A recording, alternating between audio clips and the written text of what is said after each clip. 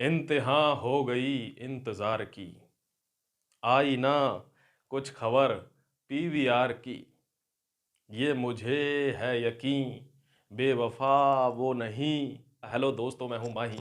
स्वागत करता हूं आज फिर से 5 क्वेश्चन में। 5 का पंजा हम हमेशा डिस्कस करते हैं और आज भी आपके सामने 5 ही क्वेश्चन लेके आए हूं।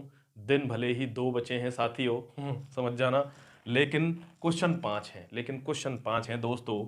सबसे पहला है एक्सीडेंटल कांस्टेबल। ये वो वाला एक्सीडेंट नहीं है, ये अंग्रेजी मुझे लग रहा है पढ़ानी पड़ेगी साथियों।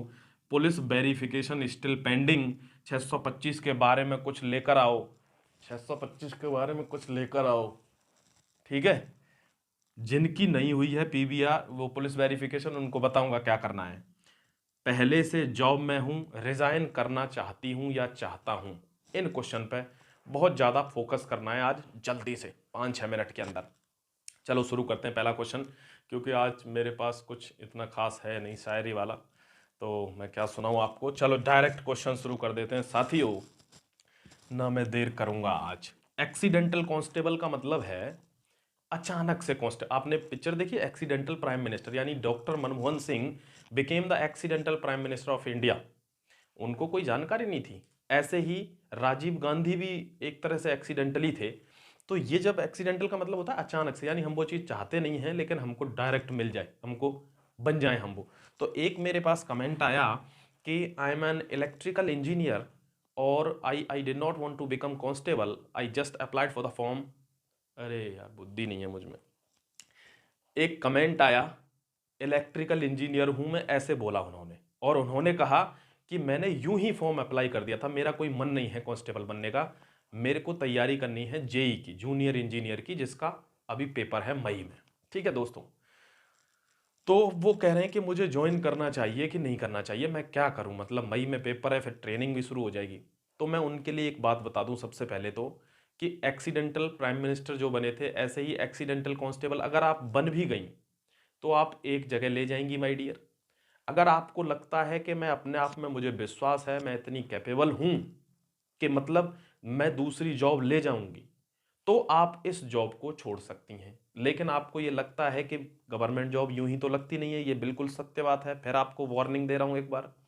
तो अगर आपकी लग गई है, तो आप अगर इसको न छोड़ें तो हो सकता है आप इसी में आगे बहुत बढ़ जाएं, जेई वेई का सिस्टम खत्म करके आप यहां दरोगा बन जाएं, ऐसा ही बन जाएं दिल्ली पुलिस में। उसके बाद आप यूपीएससी की प्रिपरेशन करके, because you said that you are an engineer, तो हो सकता है आप यूपीएससी के लिए प्रिपरेशन करें और आप आईपीएस बन जाएं।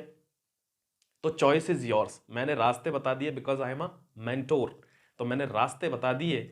अब डिसाइड आपको करना है कि whether you want to join this constable post और नॉट। ठीक है, थैंक यू वेरी मच, जय हिंद।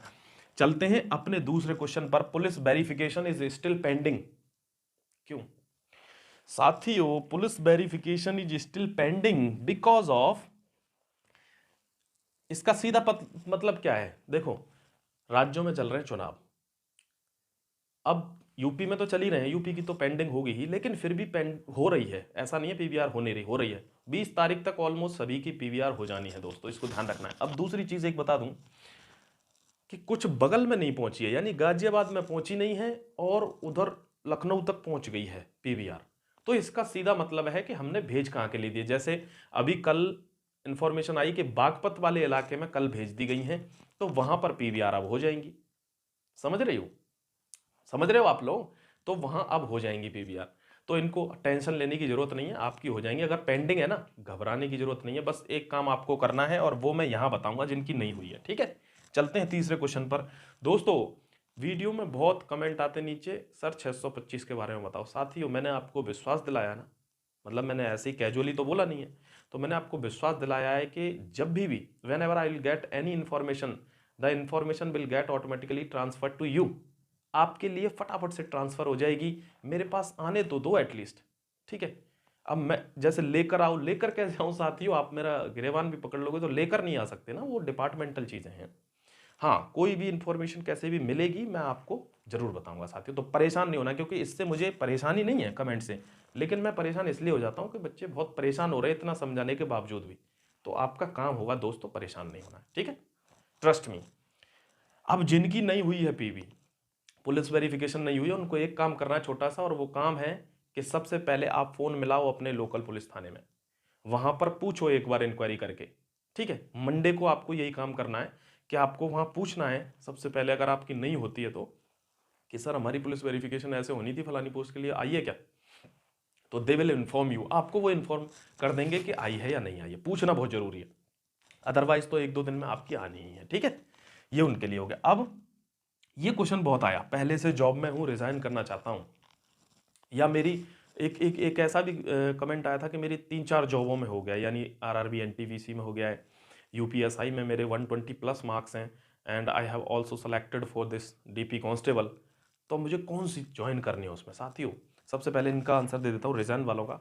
अगर आप किसी महकमे में जॉब कर रहे हैं और आपको वहाँ से रिजाइन देके दिल्ली पुलिस आना है, आपको लगता है मुझे दिल्ली पुलिस आना है, तो साथियों अभी ज्वाइनिंग में टाइम है, आप वहाँ एक इंटीमेशन लेटर लिख के दे दो अपने डिपार्टमेंट में। इंटीमेशन लेटर का मतलब क्या होता है कि मैं फलानी जो मतलब मैं इस जॉब में जा सकता हूँ, मेरे साथ ये चीज़ है, ये इससे, क्योंकि सेंटर की जॉब तो भाई सब लेना चाहते हैं दोस्तों, तो उसमें अपना पूरा क्लैरिफिकेशन आपको देना है जो भी आप चाहते हैं। बस उससे क्या होगा, डिपार्टमेंट के कान में ये समझ में आ जाएगी कि भाई ये व्यक्ति छोड़ेगा। तो जब आप रिजाइन करेंगे you will get the NOC immediately, तुरंत ही आपको नॉन ऑब्जेक्शनल सर्टिफिकेट इश्यू हो जाएगा, एनओसी, जिसकी आपको जरूरत पड़ेगी। अगर आप डायरेक्ट रिजाइन देंगे ज्वाइनिंग के टाइम पे तो फिर एनओसी इतनी जल्दी नहीं मिलती साथियों। क्वेश्चन होते हैं फिर कि भाई क्यों, समझे? तो ये मैंने उनके लिए बता दिया। अब उनके लिए जो बहुत सारी जॉबों में सेलेक्ट हो गए साथियों, ऑलवेज गो फॉर बेस्ट। अगर आपको लगता है बेस्ट है, देखो ये ऊपर नीचे चलता रहता है मामला। कहते हैं व्यक्ति कभी भी पैसे से बड़ा नहीं बनता साथियों, व्यक्ति बड़ा बनता है अपने डिसीजन से। अब डिसीजन में वो फेल हो पास हो उसका मतलब नहीं है, लेकिन उसने डिसीजन लिया, ये चीज उसको बड़ा बनाती है साथियों। ठीक है, तो आपको डिसीजन लेना है। अब कोई यूपीएसआई में 120 प्लस है, मैं लिख के दे रहा हूं, वो दरोगा बन रहा है, अगर वो फिजिकल कर गया तो और बताओ इससे ज्यादा क्या बोलूं। एनटीपीसी का भाई नहीं कह सकता, क्योंकि वहां अभी बहुत बच्चे फिर निकलेंगे सीबीटी 2 में। अगर डीपी में हो ज्वाइन कर लो, ज्वाइन कर लो, उसका थोड़ा प्रोसीजर लंबा भी जा सकता है यूपीएसआई वाला, तो यहाँ पे ज्वाइन करो, आप छोड़ देना साथियों, क्या दिक्कत है? ठीक है, थैंक यू वेरी मच। बस ये इन्फॉर्मेशन मुझे आपको देनी थी साथियों। घबराना नहीं है, किसी भी पड़ाव पे किसी भी चीज़ में नहीं घबराना है, मैं आपके साथ खड़ा हूँ, फिर घबराने की जरूरत क्या है? Thank you very much, God bless you, all the best.